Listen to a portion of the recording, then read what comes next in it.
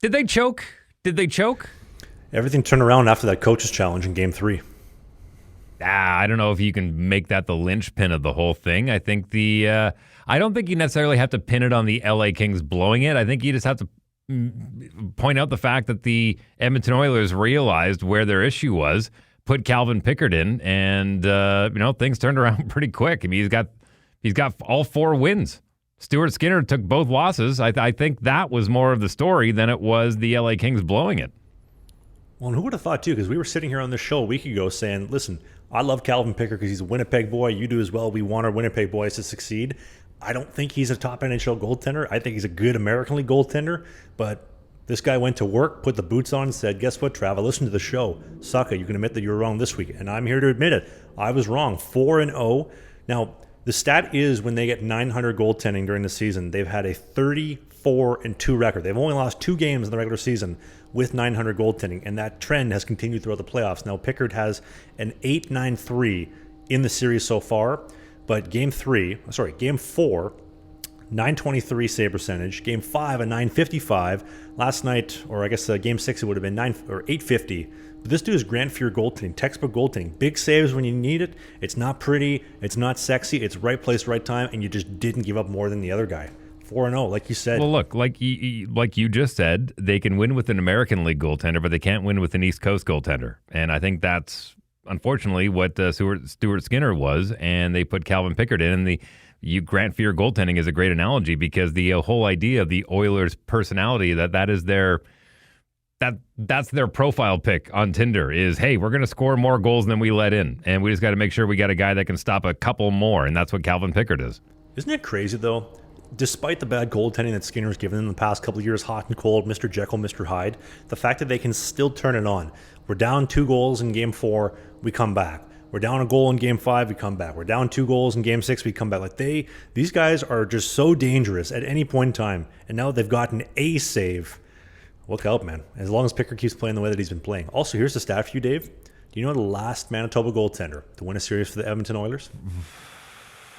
I mean, I'm going to say Eddie Belfour, but he didn't play for the Oilers. But no, who? I think I know the answer, but go ahead. Friend of the show, Oilers legend Billy Ranford, the last Manitoba goalie to win 4 games in a series to close it out for the Oilers. First time since 1990. Aiden Hill is towards the bottom as well when it comes to save percentage, but he's got himself 4 Ws. And just to give you some context about the conversations I've been having inside of my inner circles with a few of my hockey fanatic friends, I was getting called out and even being sent screenshots of, hey, time to ride Comrie for the rest of the playoffs. Look at Connor Hellebuck's save percentage. And I said, yeah, but he's tied for wins. You know, he's up there. He may be in the bottom half for save percentage, but he's in the top half for wins. They're like, oh, yeah, but with every other goaltender.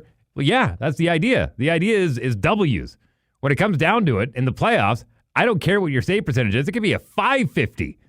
Literally, if you get 10 shots and you let in 5, as long as I score 6, I'm okay with that. If you get the W, that's all I care about. And Connor Hellebuck said that himself. He said, I don't care what my save percentage is. I care about W's. Literally, first goalie to make a save wins. Well, I mean, between Aiden Hill and Calvin Pickard, if the Oilers are going to ride him, then, look, we could sit here and look at the stats and say it's going to be a shootout at the OK Corral like an old Western white hat and black hat. But, they could turn around and surprise us and pitch goose eggs for the first 3 or 4 games of the series. Who knows? But let's look at it objectively. You brought up a great point, though. It literally could be a whoever makes the first save wins the game with Vegas and Edmonton. I think that's very spot on. It's a very true possibility. Well, I mean, look at Jack Eichel. I mean, look at the scoring potential that Vegas has. Look at the scoring potential that Edmonton has. I mean, I think these guys are probably going to have a probably 85% plus power play percentage in this series. I mean, if the team gets a penalty and be like, all right, chalk up a goal. I mean, that's literally what I think is going to win the series is who takes less penalties. That's going to be a really exciting series, though. And I'm glad you mentioned the Vegas stuff because I hadn't really focused on too much of that. Well, obviously, we're a more Canadian-based show, but with McDavid and Draisaitl, it's like the 6-foot-tall blonde chick I dated in Vancouver a couple of years ago. It can become unglued at any point in time. It's not a matter of if, it's a matter of when they're going to explode, and then all hell breaks loose. You don't know what's coming next. And like you mentioned, the ferocity in which they're scoring. And same thing with Vegas. They've just been pumping pucks past the Wild. Keep in mind, apparently Philip Gustafson's been sick the entire series, so that could be playing a factor as well. But first guy to make a save, I'm calling it. I like that. I'm going to go Vegas in 6. But thoughts? I'm going to quote my wife on this one, where she says, "This is why you should never marry a good-looking blonde, because one day you'll wake up with an ugly brunette." Yeah, she wasn't naturally blonde. She was a brunette. Thanks for bringing that up, Dave. You're welcome. You're talking to a used car salesman, so don't worry. I know all about that.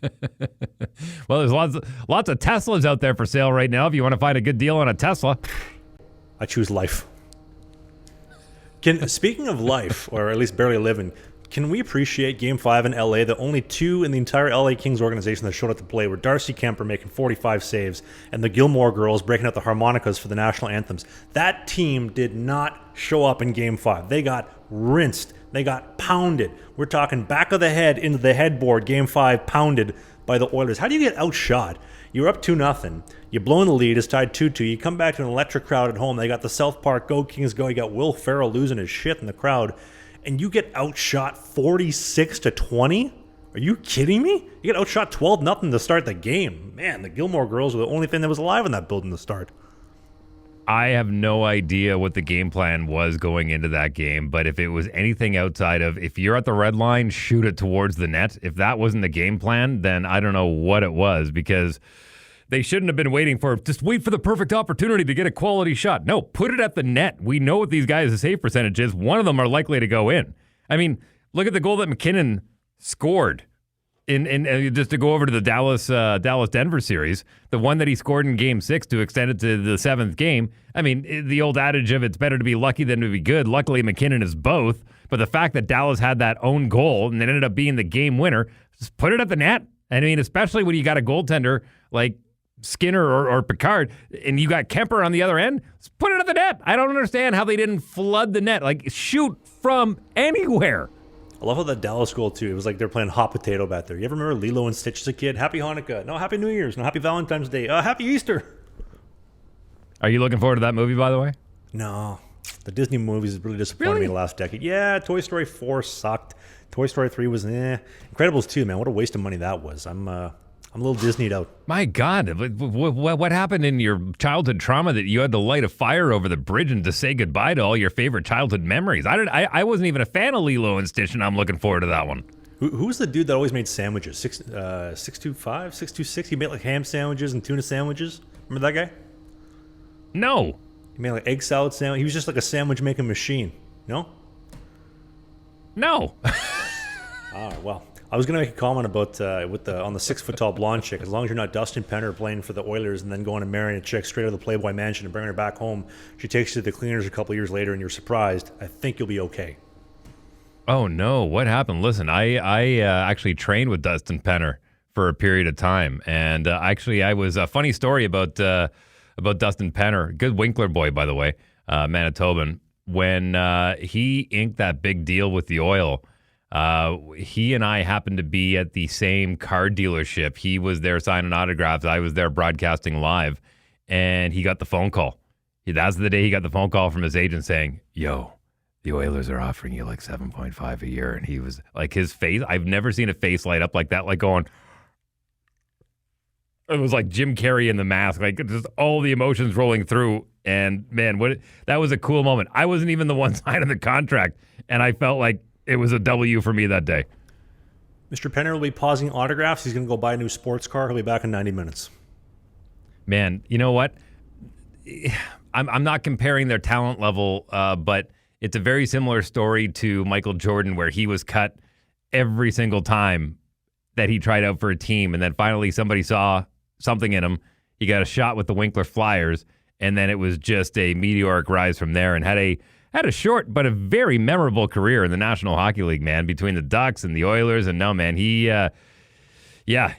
certainly put his name on that league for sure for the time that he was there. And no, I couldn't be happier for him. Great guy. But I'm sorry to hear that he's going through a bit of the divorce. That sucks. But as I always say, why is divorce so expensive? Because it's worth it. I think that was on a podcast a year or two ago. I remember he was talking about that, and It's tough. Like we mentioned on the show before, a lot of men don't get the support that they need during that type of stuff. I think we take it harder. And, I don't know if he has any social media, but a Manitoba boy, we're a Manitoba show. We'd love to have Dustin Penner, the DP23, on the show. That dude used to throw some sick parties on that house he was renting on Wellington Crest here in Winnipeg. If you enjoyed what you just saw, we do new clips every single day, twice a day on the Clips channel. You see clips right here. And beside Dave's crotch, we have a full-length show every single Sunday, right by my hand. Click right here.